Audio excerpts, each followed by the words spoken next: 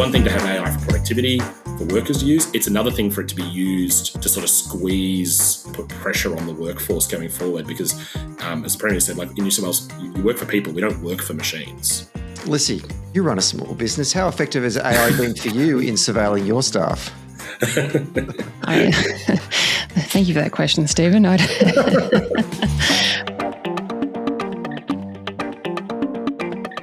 The presenting sponsor for Socially Democratic is Dunn Street. Dunn Street is a campaign agency that specialises in community organising. We only work with people and organisations who want to build power to make the world a better place. And if you want to create change in your world in 2026, then hit us up at dunstreet.com.au. A special shout out to all of our Patreon members. If you want to join those wonderful supporters of our podcast and financially support our show so we can continue to produce great episodes every week, then we encourage you to click on the link in the show notes and subscribe to join the Patreon community of Socially Democratic. And finally, today's episode is brought to you by Maurice Blackburn Lawyers. For over a century, Maurice Blackburn has stood up for fairness, championing the rights of everyday Australians and shaping landmark legal reforms. Today, they're harnessing new technologies to make justice more accessible, more efficient, and more responsive to the needs of modern Australia. All right, let's get on with today's episode. We are taping this one on a Wednesday evening on the lands of the Wurundjeri people. It is our monthly mailbag episode for the month of June. That means that our wonderful subscribers to our Patreon channel, is it a channel? I don't know what you call it. Patreon. Send in questions, and then I have two people to answer them for us. And those two people are the Director of Campaigns and Strategy at Unions New South Wales, Todd Pinkerton. Welcome back. How are you? Hey, g'day, Stephen. Thanks for having me. And Managing Partner at Foster, McCrone, Ratcliff and Sims Advisory, Lissie Ratcliff. Welcome back. How are you? Hey, Stephen. Good, thank you. Back to back? No, wait. When were you on last? It was 2 weeks ago, wasn't it? 2 weeks ago. Yeah, okay, right. Standing in for David. Exactly. I'm getting pretty jealous. All the shows with Lissie. What happened to where are my side adventures? Oh, you've got one coming up. You've got one coming up. Where are my side quest podcasts? You've got a whole live show, Todd. I got my live show. Which we'll plug at the end. Oh, well, plug now. Sorry, I'm just foreshadowing. Foreshadowing amendment. Social Democratic coming to Sydney for the New South Wales Labor Conference, the mother of all conferences. Never been to one before. So I've always heard a lot of things about it, read a lot about it throughout the years, seen what it looks like. Looks amazing. So we're doing a live show. You, me, you as in you, Todd, and a couple of special guests. This is going to be good. Yeah, more to come. And I'm very excited because I've been to a few of the other conferences and I've been to the Victorian one. With all the respect to all of them, New South Wales is by far the best conference. And I will concede very few things to New South Wales, but New South Wales Labor's state conference is 100% better than ours. It's big. No contest. It's a lot. It's very exhausting, but it'll be good. It'll be a really good live show. It'll be good. We'll have some really good stuff to say. Absolutely, and it's on the Saturday in the afternoon as a part of the Fringe program at the Sydney Town Hall where the conference is being held. I don't know how I think you just walk in. I don't think you need to get a ticket or anything, do you? You just wander into. If you're a delegate, very easy, but people register as observers and can come in and they can usually go to the Fringe events. So yeah, there'll be some advertising around that. Yeah, great. So get in early because please come and join us. 4 p.m. Saturday. It's going to be fun. All right, let's get into our first question. It's from our dear friend, well done Angus, who we love dearly. His question this month is, are Labor and the union movement seriously game planning for the possibility of an AI-driven employment crisis? Not just distribution or retaining, but a potential near future where AI significantly reduces demand for workers across large parts of the economy. Are detailed policies being developed for that scenario, or is it the assumption still that new jobs will emerge fast enough to absorb those displaced and that the challenge is simply how best to manage that transaction? I'm going to go to you, Todd, first of all, as our union representative of our mailbag, because I feel like there's certainly some thoughts going on within the broader union movement in Australia about how we tackle AI, and then we can have a bit of a broader conversation about what it all means in a moment. But what are your thoughts on this whole situation going on with AI and its impact it's going to have on the economy? Well, yeah, I mean, there's not like a softball question to open a podcast. That's brilliant.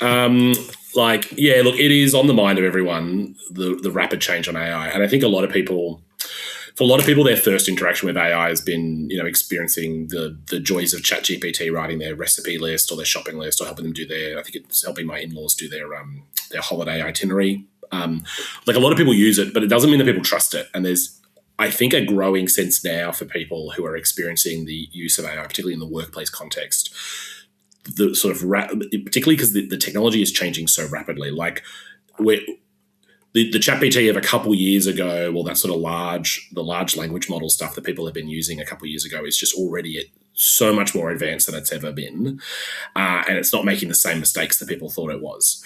So yeah, it's concerning. I can assure you that the union movement thinks about it pretty regularly. I know it's top of mind also for the federal government and how we respond.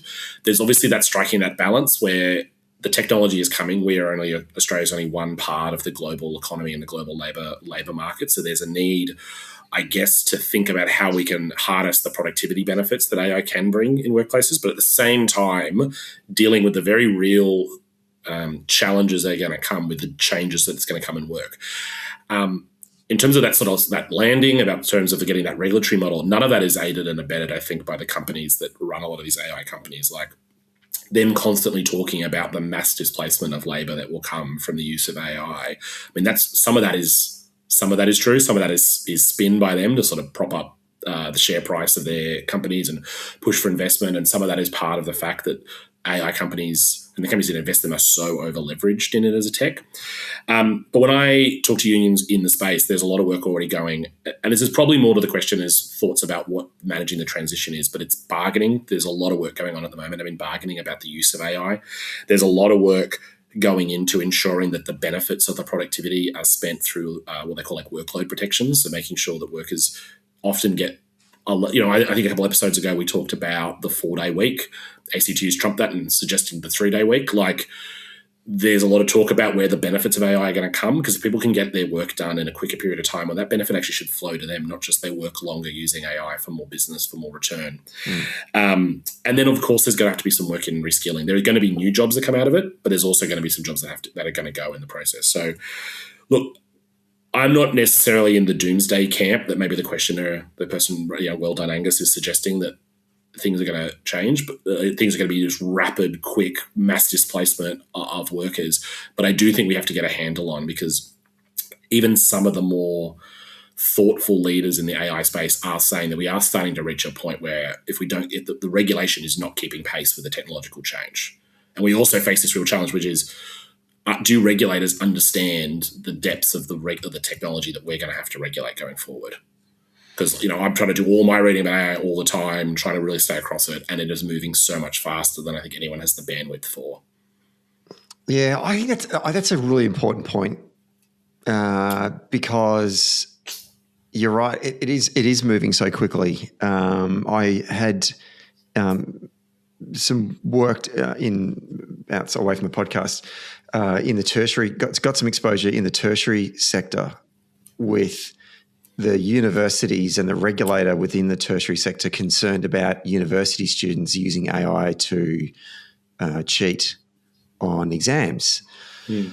But the argument from a lot of the AI providers was our intention isn't, we don't want university students using AI to cheat, but we want them to use AI to assist them if they're neurodiverse in terms of their learning, to use AI to assist them if they're doing sort of STEM-based subjects, and to enable them to be trained to use AI. So when they go into the workforce are demanding graduates that are coming out of university that are AI literate. And so students understand this and they want jobs. And so they want to make sure that when they go into that job interview, they can say, yeah, I'm across all of it to this point right now. But the universities are saying, no, you can't use AI. And it just feels like it's, regulators, using this as just an example, and I'm sure it's it's bigger than this. But it feels like there's folks from the 1950s at the universities going, no, you're not going to be using the AI.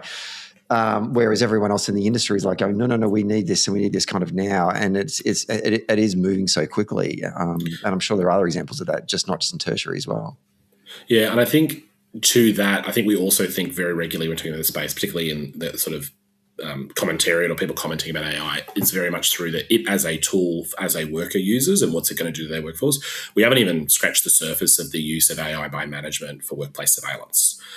We've all heard horror stories out of America about the use of algorithms to push pick rates on people, to not just displace labour, but to really put the sort of the burden and pressure, this sort of constant workload intensification that can happen from people now working for machines telling them how quickly to work, particularly in blue-collar work, like algorithmic decision-making being rolled out in warehouses, in transport, in logistics, and a variety of other professions. So, yeah, I think there's a bit of like, well, how do you use Microsoft Copilot or how do you use a version of ChatGPT to write a briefing note better or to, summarize your emails and there's some productivity benefits from that. But there's also a lot of stuff that management might be using AI for that I think people would be very, very uncomfortable with.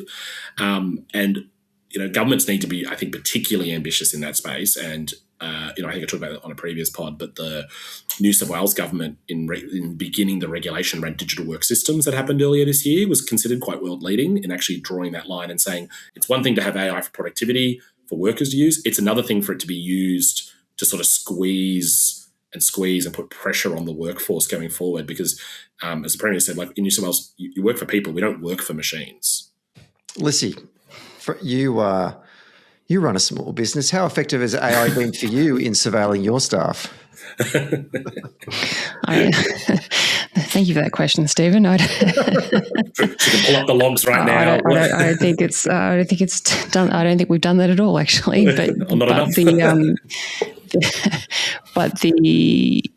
I think that's a very it's definitely happening in sort of particularly I think large companies. And as Todd said, it's not going to. There's not going to be less of it. There's only going to be more of it and more sophisticated. I think in terms of from a government perspective and grappling with both the policy and the politics of this whole massive transition, which I don't think any of us understand where we're going to end up on the other side of that yet, because, as you say, it's evolving too fast. But there's always a tension for government about how much bandwidth you spend on the problems that are in front of you and very clear and very urgent and very getting a lot of airplay right now versus solving for the thing that you can see is going to be a problem and is coming down the line, but it's urgent versus important. It was always a really hard battle, both in bandwidth and resourcing and funding and political capital. And so I think everybody knows that AI is here and it's not going away. And I think broadly people are largely now on the side of, well, we're not, like, it can't be stopped. So it has to be, it's not if, it's how. And I think there's a lot of work and thinking happening in governments, both in this country and overseas, about what to do about that and what that looks like for the future of work and the future of society in general.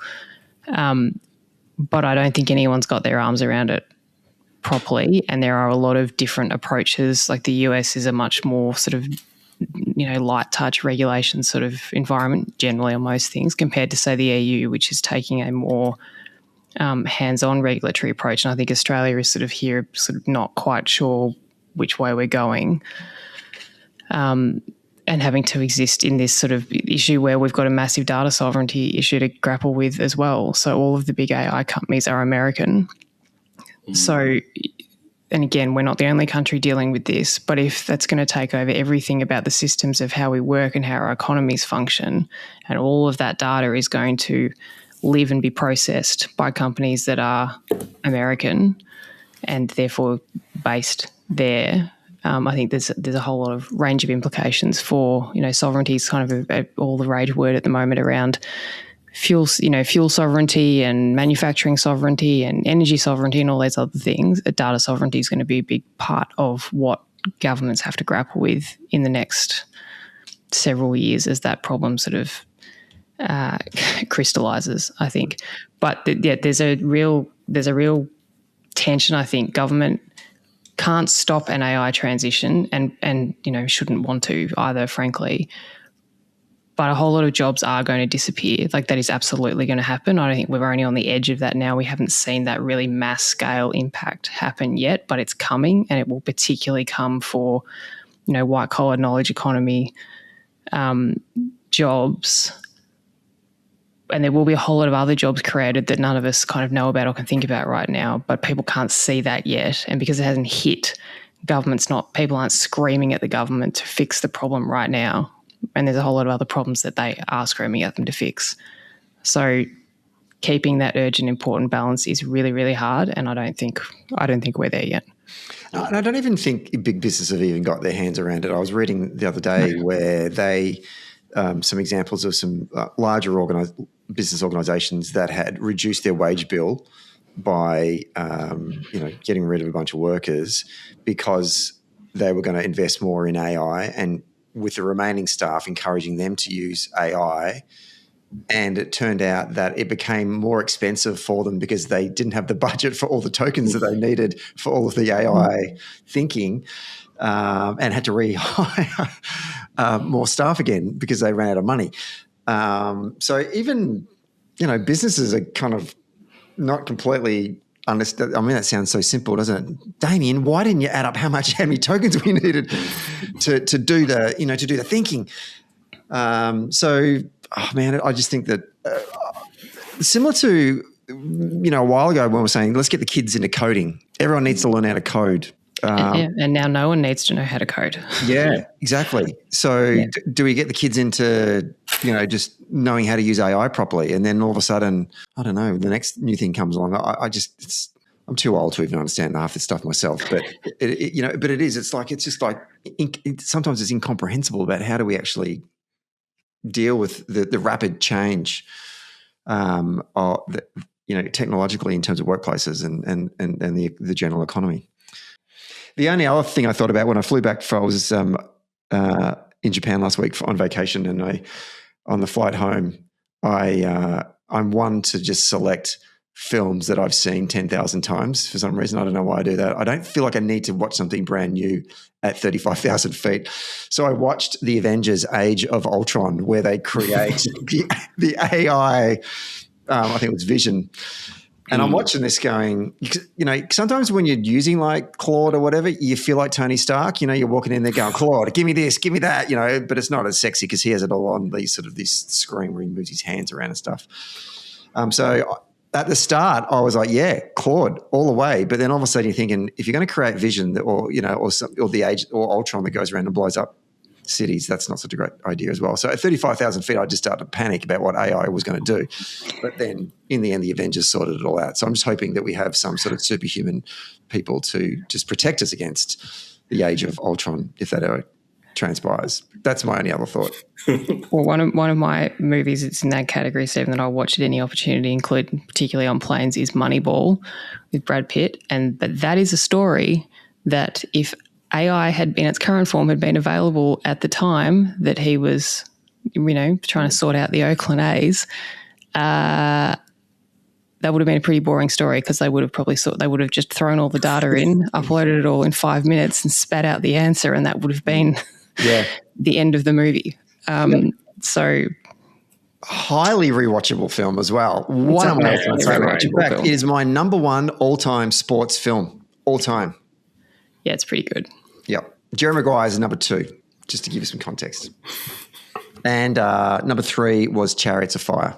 Just throwing an old nostalgia one there. Sorry, really don't. The World Cup's coming up. What can you say? All right, let's think. Well done, Angus. Good question. Another great question. Okay, the next one is from another good friend of ours, CB Paul, Canberra Paul. It's grounded in the budget. There's a big preamble, which I think Paul's happy for me not to read out, but he's sort of kind of talking about how a lot of the self-interest groups are. Well, Paul first of all says it's been a beautiful big budget by the Labor government, but there's a lot of pushback coming from self-interest groups, particularly small business, but is asking, how our federal Labor politicians are selling this message. Are they doing it in the right way?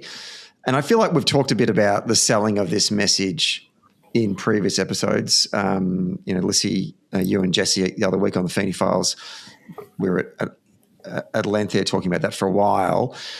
But I kind of want to build it into another question, which is one from Deck Winterton as well. But I mean, let's start with this kind of idea of like almost a month now since the budget first was handed down, and we're still having this conversation about has Labor been able to sell this budget well. I read an article yesterday in the column section of the AFR by, I can never remember her name, but she just basically shat on the budget and just was now declaring that it was, a terrible budget. Just because you say that doesn't actually mean that. Like, saying it doesn't make it so. I've, won 3 Olympic gold medals in track and field. Can you actually prove it? No, but I said it, so maybe it's true. Like, piss off. It's just, that's what's annoying me at the moment. But where are you, Lissie, right now in reflecting how is the budget landing with a month since it's been handed down by the Treasurer? So I think that the housing part of the budget, which was the bit that was thoroughly previewed and had the problem properly introduced with a proper political narrative around it and a whole lot of evidence points and a whole lot of other things, that part of the budget I think has landed and stuck and is going to work. And I think that is currently getting drowned out in places by all of the very frenzied advocacy around some of the other changes, particularly around applying capital gains tax changes to non-housing assets. And I think that is the bit, and as you say, Zoom, we have talked about this a bit, but that is the bit the government did not preview. And I'd say, and we've talked about this, the federal governments are usually very good about front-running and previewing their big policy changes. That's how they test things to see whether, they're going to get a frenzy or not. They didn't really test this bit. And I think if everybody had their time again, there might have been some consultation done before the budget instead of after the budget, which is what they're doing now, and is what is sort of prolonging this tail on the whole argument, because the consultation was not done prior to the announcement. So there's a whole lot of trying to design the plane while we're flying it happening at the minute, which doesn't have to be a terrible thing. But again, I'd say they didn't lay the table for this part of the story, and so they're having a lot more trouble containing all the arguments about it. And the people who are upset about it all have professional organisations or advocacy organisations, running for their interests. So it's a small business lobby, the big business lobby. You've got a whole lot of very well-connected, well-funded people in that sort of venture capital, entrepreneur sort of space, tech billionaires and others. So there's a lot of resources and a lot of organisation in that part of the economy, and they are the ones who are upset about this. And so they're out there prosecuting their case. And I think the government's on the back foot around some of those things. Todd, where are you on the budget? We actually haven't had you on the show since it was first handed down. I'm interested in your reflections on how things have transpired since it got dropped. Yeah, I mean, I'd be loath to disagree with Lissie on the communications challenge that they've had, but I think on the house, I totally agree that on the housing stuff, I think they've absolutely nailed it in terms of people's willingness to accept what's happened and the positioning. And I do think there was probably a little bit of backlash at the beginning. There was a bit of that framing that was coming out of conservative media that, they've pulled the ladder up on people want to get ahead. But in the conversations I've had with people and what I'm hearing more and more from people, particularly from MPs who are door knocking and from union members, is at least the government's fighting for us. I think there's a lot of prospective homeowners who are not too worried that the government might have eliminated their ability to own their 10th negatively geared property when they can't get through the door on the first. I think that's done really well in the front running. And I think probably Lissie is correct in this, that the CGT has not been as front run, and so it has taken people a little bit by shock. That being said, I know I'm not privy to any of the strategic conversations in the cabinet or whatever, but I think they expected that there'd be a fair bit of pushback on this, and they've definitely given themselves to room. I've seen a little bit of media coverage around some of the negotiations about where they may choose to make some amendments, make some carve-outs or some different protections. Like some of that's got to surely been part of the game plan. But I'm kind of excited to see the government take on a fight. Like I like, it's the sort of thing we've all been talking about for a while, like a Labor government that's prepared to take on a big fight. And the framing that ultimately the Treasurer's been pushing, right, is that we tax capital at such a lower rate than income. Like there's a discouragement from work. Our tax system is essentially set up to say, well, working's a silly way to earn money. What you need to do is you need to go earn profit and extract someone else's income. Like the government wants to rebalance the scales. I'm sure the tax cuts are coming as part of that to help continue to rebalance the scales. But I don't think it's been the wind in the sails for the Libs by any measure. I mean, I think I saw Angus Taylor saying that effectively that Albo's to blame for One Nation stealing all the Liberal votes because of the budget. Like, what an absolute just dereliction of your duties as opposition leader to blame the Prime Minister for making another party to the right of him more politically popular, like as if it's Albo's job to keep Albo and Chalmers' jobs to keep the Libs up. Like, so I don't know. All in all, I think it's been reasonably. I think it does the job. The trick is just keep sticking the landing and just continue to prosecute the case. We're still ages away from another federal election, so we've got opportunities to really make the case to people. And the proof is going to be in the outcome. Like I said, anecdotally, you're hearing about some of the pressure coming out of auctions, about people getting it just a little bit easier in terms of getting into the market. Like it's going to be slowly deflating the balloon rather than the big pop that everyone's now carrying on about, as if that's coming. Yeah, and I think that's. I think those housing changes, that is the right policy, and it was 100% also the right politics and the right fight to pick. And I think that will stand them in very good stead. Like that is the generational kind of reform that everyone in the Labor Party has wanted to see, and plenty of other people. And I think on the other bit, like the most important thing for them is, like you say, make the changes where you think you need to, and otherwise just get it done. And then move on and go back to talking about the big housing change, the big shift that you're trying to direct in the economy, and so you can stay on message as much of the time as humanly possible. After we did the episode, the night after we did the post-budget review with Emma Dawson and Madam Triggs, I said on the show, there's going to be a bounce in the polls. This is going to go down super well. How wrong I have been on that one. It's not. It's actually like we've had two polls since then. A few. Yeah, and none of them have had it. There's been no bounce whatsoever. It just feels like folks out there don't see the sugar hit, and I know that to the point both of you just said that this is long-term structural reform, and so therefore people aren't going to feel it for a while, and maybe it's going to take months, maybe a year or so, before people start to see changes happen to their day-to-day lives in terms of their ability to get into the housing market, and whether or not they're mentally going to be able to connect that moment when they go to an auction and there are less people in that front yard putting their hand up and they manage to buy a home, to that moment back in May 2026 when Jim Chalmers and the Labor government made that announcement. I certainly hope that is the case, but it must be eminently frustrating to see One Nation continue to rise in the polls in the shadow of what has been a pretty good budget. Well, and I think this is the sort of fallacy of Angus Taylor. Like yes, he's notionally the opposition leader in name, but the Liberal Party is not currently setting the national agenda on anything. So the government is running a whole lot of the agenda, and One Nation is driving, sometimes deliberately and other times not, the rest of the political agenda in this country right now. And we're into this phase where the media is sort of in their full fetishization stage about, the rise of One Nation and where it's ultimately going to go, like wall-to-wall coverage and, long reads in all the weekend papers. But to some extent, like Angus Taylor's response to the budget has gone nowhere and is doing nothing to carve out space for his party in this debate. Slight segue, but something actually did happen since we were last doing a mailbag episode, and this is very much in your wheelhouse, Todd. The national wage case was handed down.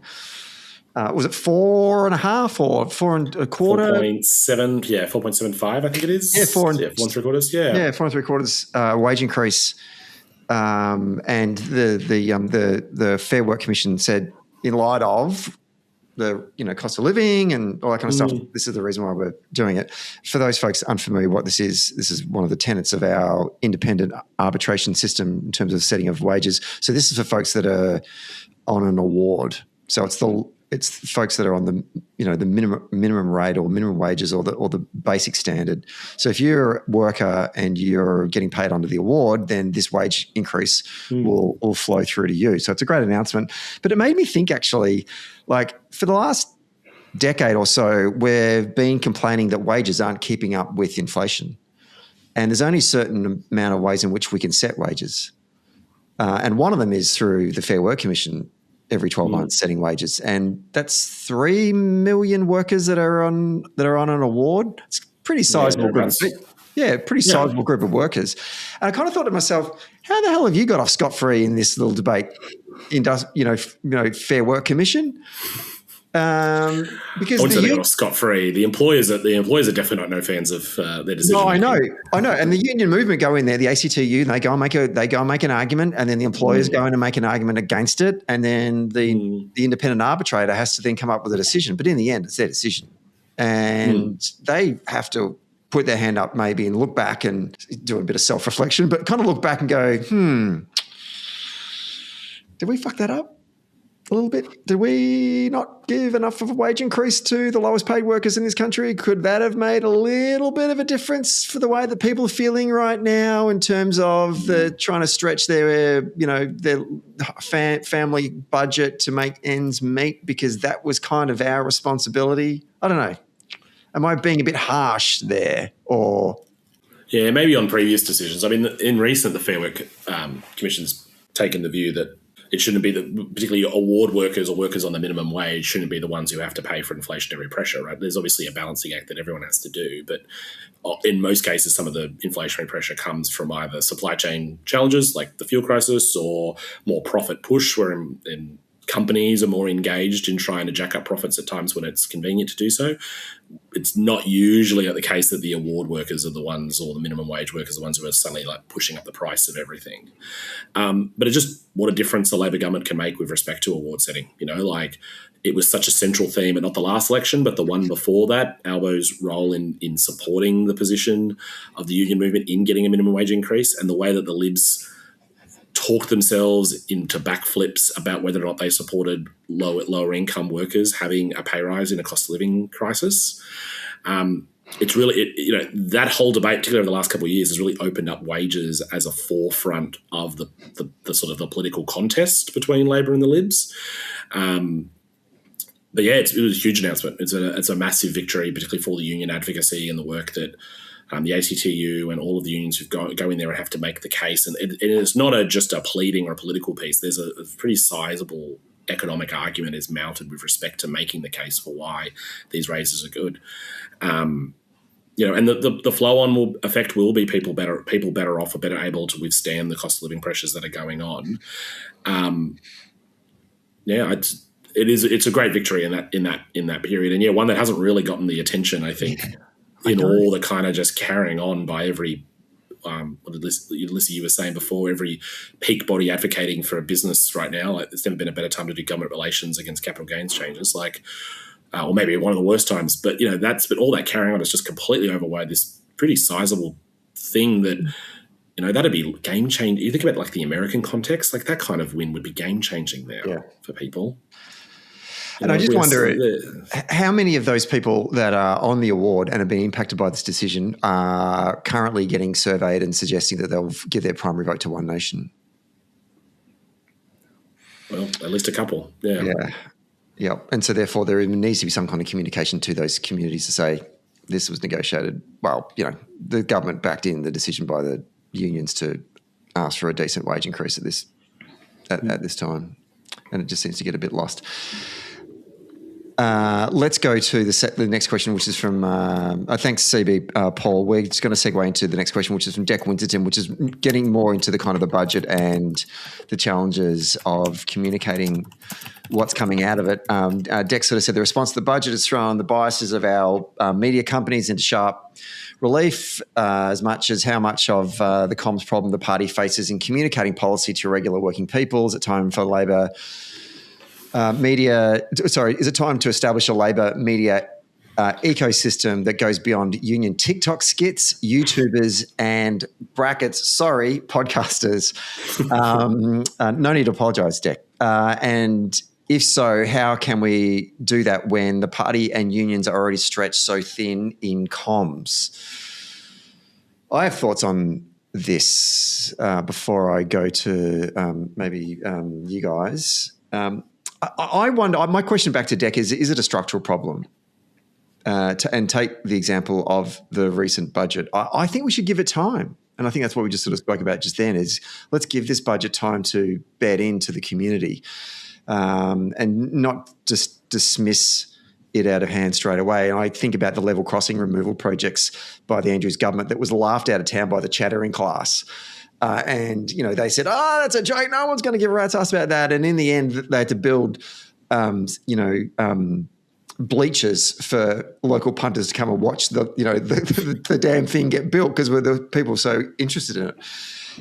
And to establish like a Labor ecosystem, I kind of think we already have that really when we think about all of the engagement tools that are currently at our disposal, like our volunteer capacity and direct voter contact and relational organising, all the socials, earned media, paid media, to get our message out. I just think that it requires us to ensure that we've got either a policy, an idea, or a message that's consumable and easy to understand in the first place and framed as a values, or as John Armitage would call it, like, that what's the meaningful benefit and how do you communicate that to people? They're the things I think we should be focusing on and not so much. We need to do the TikTok skits and the YouTubers and the podcast. I will point out this podcast is not trying to persuade anyone. This podcast is definitely talking to our own people, although I do know that a lot of the journalists listen to it as well. Hello, everyone. But our aim isn't to persuade people. Our aim is for us to talk to our own people about what's going on. And if you then want to take some of the things you might hear from the show and then go talk to your family and friends, then we encourage you to do that. But we're not here to try to persuade people. This is not a persuasion-based podcast. And it is very much in the Labor ecosystem. They're my thoughts on that. I don't know, Lissie, I might go to you first and then Todd. What do you think about this idea of creating a Labor Party, a Labor media ecosystem, or are we having is it a comms problem that we're suffering right now? Well, it depends a little bit on what problem you're trying to fix, I think. So if I were randomly a billionaire and looking for good investments that would make me money, I don't know that I would think buying a radio station, TV network or newspaper in this country was going to be a sound commercial investment. However, if I wanted to be able to influence or even control large parts of, content that are landing in front of voters, then maybe I would. And Gina Reinhart has gotten into that business and has just, I think, bought something like 10% of the company that owns, among other things, Channel 7. So there is, and obviously News Corp is News Corp. So there are large conservative ownership stakes in our kind of traditional media in this country already, and others obviously. There is not really, maybe outside of The Guardian, a kind of significant progressive left-wing, whatever you want to call it, kind of maybe counter to that. Now, that may be because we have fewer billionaires on our side of the fence who have that kind of capital to throw around. But I do think it is a bit concerning that we are starting to see more of the traditional media potentially being bought up by conservative, like very conservative, like a One Nation major party donor conservative organisations. But don't have an easy fix for that. But otherwise, Stephen, I would agree with your point that there is an ecosystem that we do have, and whether it's a Labor ecosystem or a progressive centre-left kind of ecosystem, I think it may be different things, because I think there is certainly a progressive digital ecosystem that has a lot of different voices in there, many of whom have a lot of reach and produce a lot of content. I would say a lot of that is not Labor-aligned content necessarily, but it's out there and it is a counter to those more right-wing perspectives. But I think, one of the differences about our Labor movement is that we're a collectivist movement, and that we come out of a tradition of organising, to your point. And I think more of that would be a very good thing for us. Can we build something that is enough to counter billionaires buying up the traditional media? I think that's a very good question. I don't know that I know the answer to that, but I think we should be very careful about where some of that ownership stuff is let to go, particularly while we are the federal government and have a levers around regulation. Todd?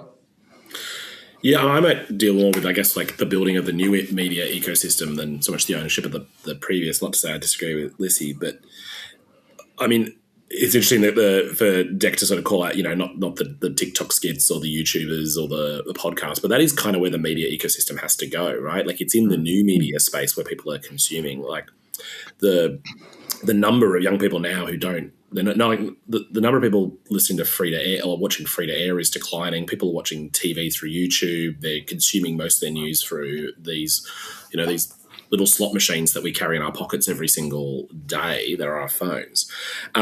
I think the party and the Labor movement would be better served by a broadening of the sort of centre-left to left new media ecosystem. And I don't think it all has to be perfectly aligned with the party. If anything, I actually think that the key to that kind of material and content that goes well is it's a sense of authenticity. So it's not towing any kind of particular line. It's a sense of what the person actually believe in. But also I think I think the Labor Party would do well with respect to the new media ecosystem to be a lot more embracing of risk taking. Because some of these kind of, we're talking about some of this is long, we're on a podcast tonight, it's 41 minutes. I'm sure we've said things that a journo would love to write up, particularly to Stephen's point, they're listening. But there needs to be a greater acceptance of, if you're going to engage in proper policy and you're going to talk and be authentic, it's not going to be polished. It's not going to be key lines. It's, too much of the communications in our movement and in the broadest sense is so focused on no risk, not whether or not we take the risk of actually connecting with people. You constantly hear about politicians who are talking entirely in sound bites and message boxes and talking points, and if they can't get the message right, they don't say anything at all, rather than just what they believe and say, well, at the end of the day, I might be wrong. We're a big, broad church and movement. Stephen, I quote you all the time about that line about we got to bend, not break. Well, part of the bending is doing that in real time, like telling people, I advocate for this position, or I think the party could do more in this space, or I'd love to see the unions do more in this space. Like, that's what people got involved in, not to just hear the same thing. So we've got to have a better culture of this risk-taking and this willingness to – people might say the wrong thing. Well, it's not the wrong thing. It's just a thing they said, and it's part of the overall debate. And I do think – and there's very few things I would import from the US political system to Australia, but I do think that there is a greater culture of debate and a willingness that you can just say your piece, and that's just part of it, I think, in the US. Like, I look at some of the new media companies there, like Crooked Media and others, they're just people trying to speak authentically about politics and connect to people every day. And because on the inverse, you never hear of, the right doesn't have the same sense of risk-taking being a problem. For them, they're going to speak their truth, and if that finds their crowd, then that's good. I think we have to get better at just speaking to our crowd, even if it does mean occasionally there's going to be some risk taken and we might not express things perfectly or be perfectly aligned. But we've got to start with the values proposition, not whether or not you're perfect in your execution of the message. And dissent and debate, right? Like, that's part of that is very much part of the American political culture and much less part of ours. And I say that as someone who used to be, in charge of a highly disciplined communications machine. It's a different time now, right? And as you say, Todd, high risk, high reward. Well, yeah, and also isn't our message better served by having multiple people speak it in the same, in their truth, in their authenticity? I mean, I think for a Labor media ecosystem, and I don't think we should set up a Labor media ecosystem. I think we should have our broader centre-left and our broader left-wing media ecosystem. And there are some great advocates, or there's some great people already doing this stuff, which is really authentic commentary. And there's some really good sort of, I think people call them influencers or content creators or whatever. They're just people who are just speaking their mind and they're finding their crowd because they're being authentic. Yeah. And I just think we can't underestimate that. And I just think particularly out of America, and I think increasingly here in Australia, the right seems to have grappled with the idea that to build an audience, you need to speak truth. And I think we need to get a bit better about that on our side as well. The Center for American Progress, massive left-wing think tank in the US, who we meet with when we do the US mission. In the last session we went over in October last year, their media unit had done some experiments with messaging on various platforms, and they tested, and they managed to get a couple of Democrat politicians to partake in this program. And they got the politician to go on like MSNBC, or MS now it's called, and run a key message in a traditional way that a politician would, so very facts-based and numbers and whatnot. And then they got them to do it on their phone, but narrative-based. So essentially communicating the same kind of points, but through story in a horizontal format. And then, so polished, so well edited and looks good, looks like an ad basically. And then got them to do it in their car on a vertical with, the seatbelt over it. So clearly they're in their car, and essentially the same message, but just talking straight from the gut or from the heart. And then they went and measured the impact of the three messages with a Democratic audience and a soft Trump-leaning but would move audience, and saw which ones did they think was more authentic or more believable or more trustworthy. And you can imagine the one that moved everyone was the vertical in the car, unpolished, unedited.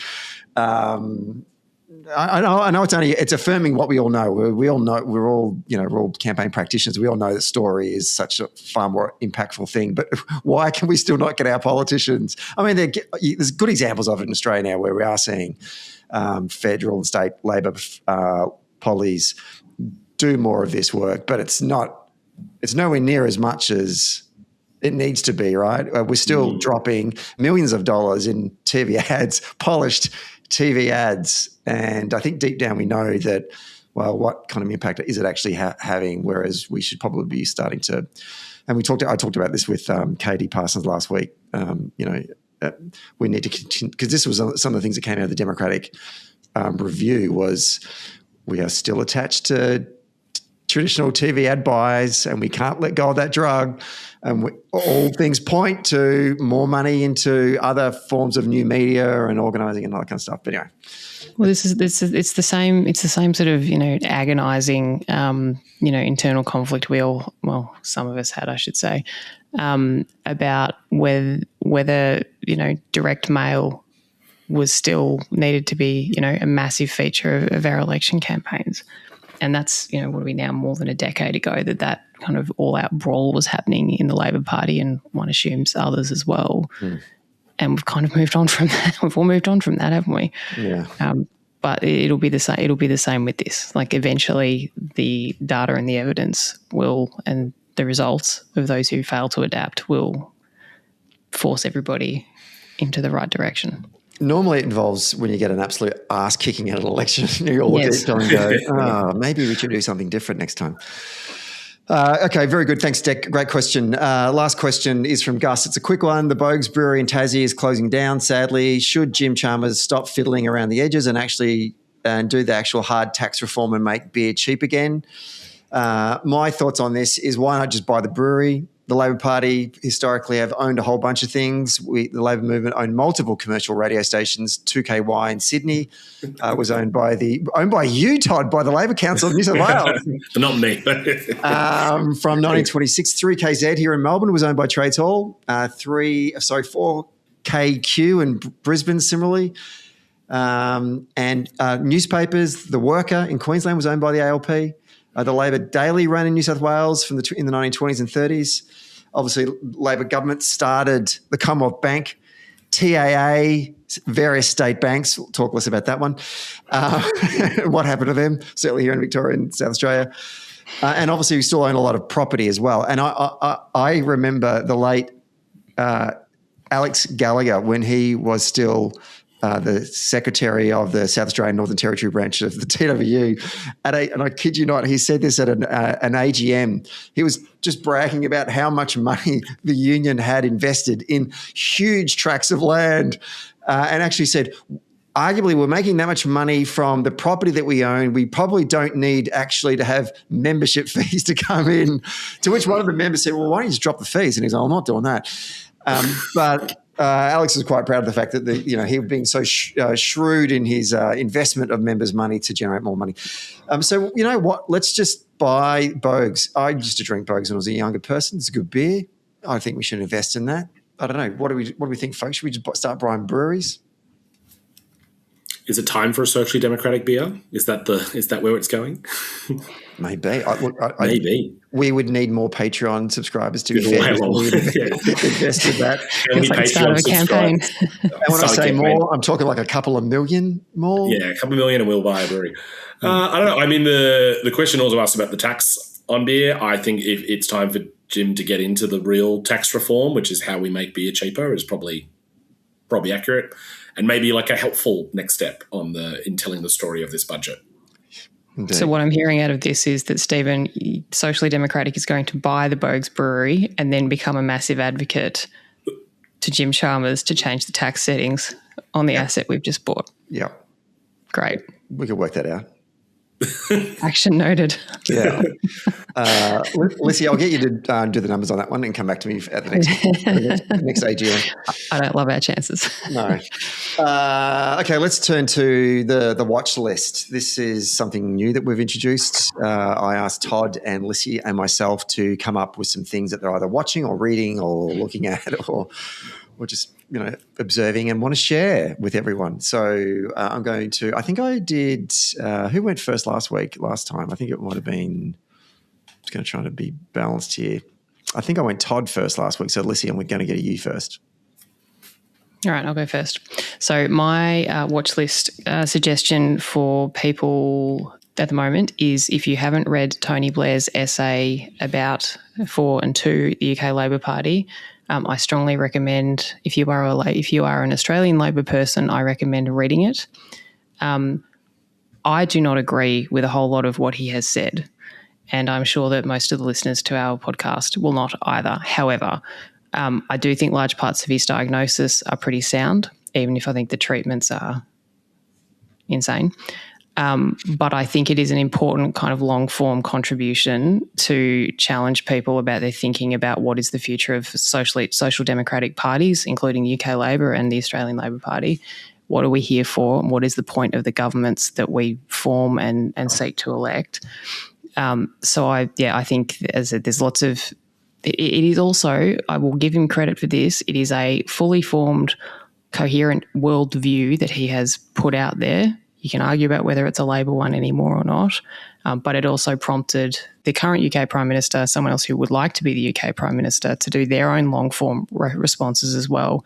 And I think people who seek to lead any political party, but Labor parties should be able to put out what their coherent worldview is. And I think the fact that he set off a whole series of conversations around what that future should look like over in the UK is a good thing. I think there's things in there that are worth looking at for us as well. Where Tony Blair, where do you stand? Where do you both stand on Tony Blair in 2026? Because, I mean, I love Tony Blair, and even when I've been back in Scotland and visiting family who were historically Labor voters, the decisions around going into the Iraq War hang over him and that government like a shit cloud. And I would argue with my cousins going, all right, it's kind of like that, the story, but I fuck one God. he made one decision around the Iraq War, and that completely just negates all of the great things that his government did. And as a campaigner, I like Blair because he was a winner. Because up until then, UK Labor were a fucking basket case. They were a joke. And he and others turned them into a winning machine. And that 97 campaign, just go back and look at that campaign. That was an amazing campaign. It's a cracking campaign. Oh my God. That's great campaign song.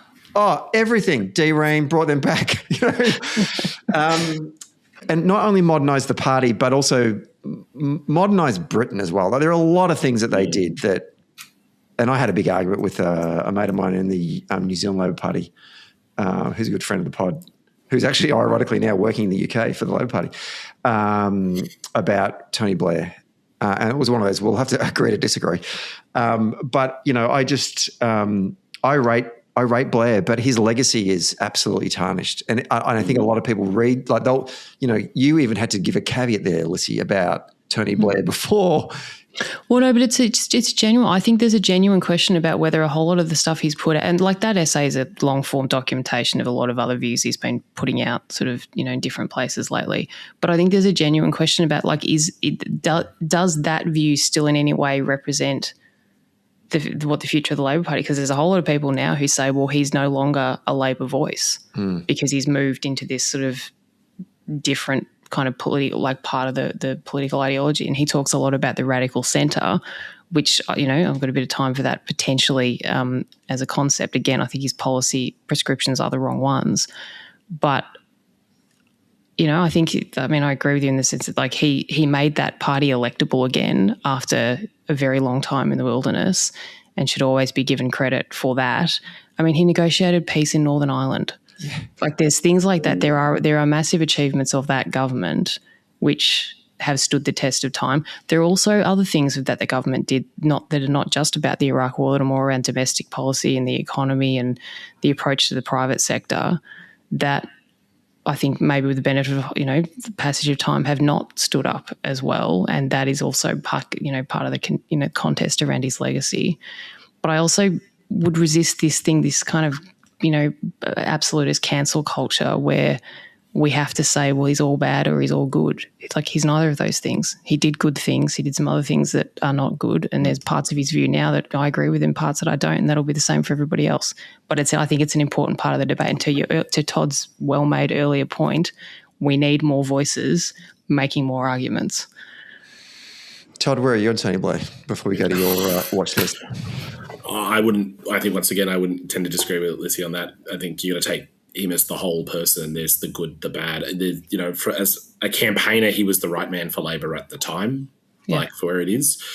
But the times have moved on. I haven't had a chance to check out the essay, and I will after the show. Because I think people would look back now and say, well, that's not the Labor Party I'd like to see happen now, and not one that would win an election today, right? And I think attempts by contemporary Labor leaders to cosplay the exact same style and policy as previous Labor leaders has never been who have been successful, hasn't resulted in great outcomes. And actually there's definitely some lessons in the past, and there's definitely some styles and leadership and things, but I don't think it's a model for how you would want a modern Labor Party to govern in the day that we are now. But yeah, there are some policy victories, Northern Ireland being one of the great ones. But yeah, to your point, Stephen, the first thing I thought of is the legacy of the decision around the Iraq War, in a way that it has just overshadowed so much of what happened in that government, the good, the bad, and the middling. But that's been the thing that has overshadowed in so many ways. But and it's also about your surroundings as well, because the other person who actually started the Iraq War, George W. Bush, in some ways because of Donald Trump, a lot of people now are looking at George W. Bush with fond eyes, kind of like... Yeah, he's aged well. And because he's best friends with Michelle Obama. He's had this whole kind of second life. I know. He's probably more popular now than he was when he was in office, and Blair's gone... Yeah, just arguably the other way. Strange. Up is down and down is up. Todd, thanks, Lissie. That's good. I'm looking forward to reading that myself, actually. Todd, your watch list suggestion. Mine's going to be a book. But full disclosure, I have not read it at all. I haven't even started, actually. But I'm very excited to read Angertainment by Ed Cooper. I don't know if people have seen some commentary around this, but it's a new book out about, and I know Ed from digital campaigning circles and work, but it's all basically about how social media has kind of not only changed the game, but kind of ruined everything. The way that so much of the discourse, so much of policy, so much of the way that we operate is completely driven by algorithms that we actually have very little insight into how they work and have even less control over how they operate.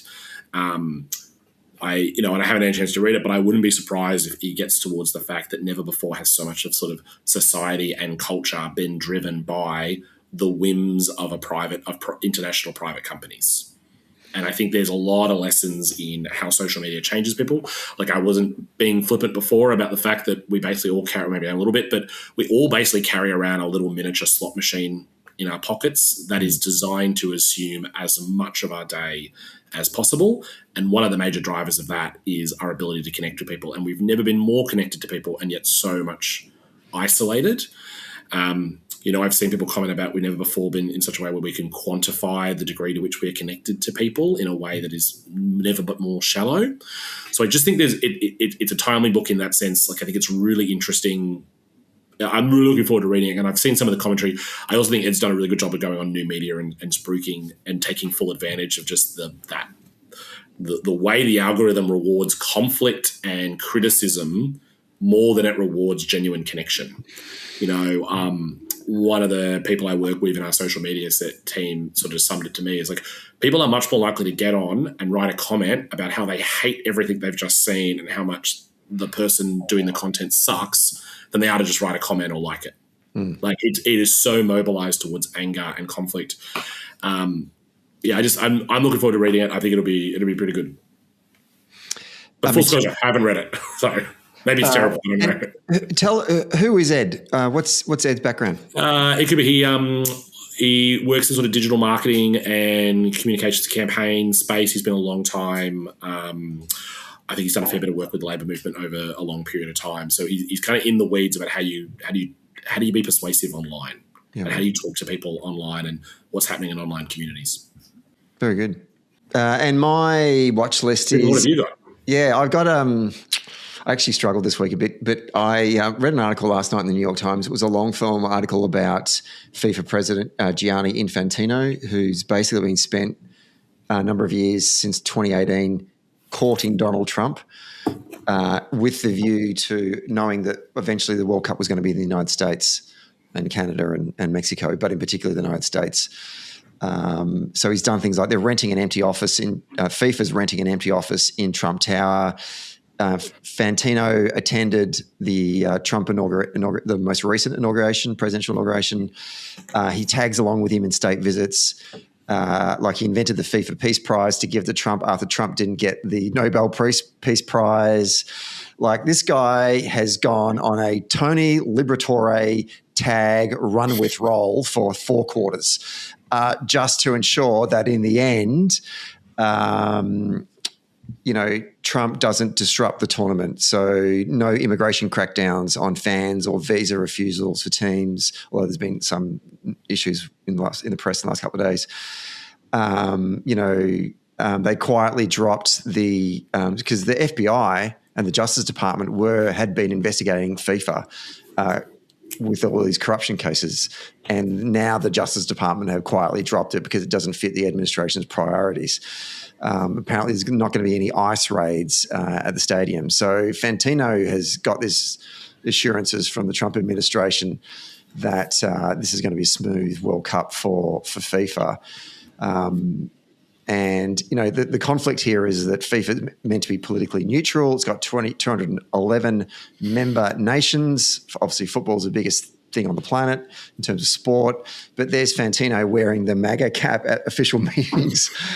and doing all this other stuff, in which sort of the member delegations are going, I'm not sure if that's kosher. Particularly the Europeans are not pleased about this. So the Norwegian Football Federation has filed an ethics complaint to FIFA. Not that that's going to get anywhere. Remember Damir Dokic, who was the father of Jelena Dokic, and he used to refer to world tennis as International Crime Organization. Well, FIFA actually is an international crime organization. And it's just amazing just seeing this blurring of politics and sport, and FIFA are the best at it. They are just, it's this long form read in the New York Times. So I was reading last night going, good old FIFA they're just very good at it. You've got to kind of admire it from a sort of a politics campaign standpoint. Fantino knows what he's doing. Do I agree with it? No. But just from a campaign standpoint, I've gone, yeah. Highly effective. Absolutely. Anyway, so I will drop the link in, or Grace, I should say, will drop the link in the show notes. If you have a subscription to the Times, you should read it. And obviously the World Cup starts this week. Go Socceroos. I think we're going to see a massive productivity crash across certain sectors of the football watching community over the next couple of weeks. It's my prediction. Yeah. The times actually aren't that bad for the Socceroo games, actually. They're sort of mid-morning. In fact, 2:00, the first game against... that's 100% my point. Turkey. Yeah, I don't know. It's a Sunday, though. They've been very nice. It's a Sunday kickoff, 2:00, Melbourne time, Sydney time. Get around it. Anyway. Just a reminder that, as we said at the top of the show, Socially Democratic is coming to Sydney. We're doing a live show at the New South Wales Labor Party conference. It's on Saturday, the 4th of July. It's in the late afternoon. When I get specific times, I think do we have a specific time? I can't remember. I think it's 4:00 in the afternoon. So like after the day of the conference, after the lunch, before everyone heads to the pub, it's in the sweet spot. Yeah, absolutely. So come on down. We'd love to see you and meet a lot of our New South Wales listeners. Todd will be there, and 2 other special guests as well. And we're just going to have some fun. Todd, Lissie, thank you so much. Once again, loved your work. Look forward to talking to you in a month's time for our next Mailbag episode. Thanks, see you guys next month. Hey, Social Democrats. Thanks for listening. Today's episode was hosted by myself, Stephen Donnelly, and produced by Grace Eyre. If you like the show, please rate us and review us wherever you get your podcasts. And if you really like the show, then join our Patreon community for early and ad-free access to each episode. We regularly take questions and comments from our Patreon members, so get in there if you want to have your say. And finally, get all the latest updates and bonus content by following Socially Democratic on our social media channels. The links are in our show notes. See you next Friday.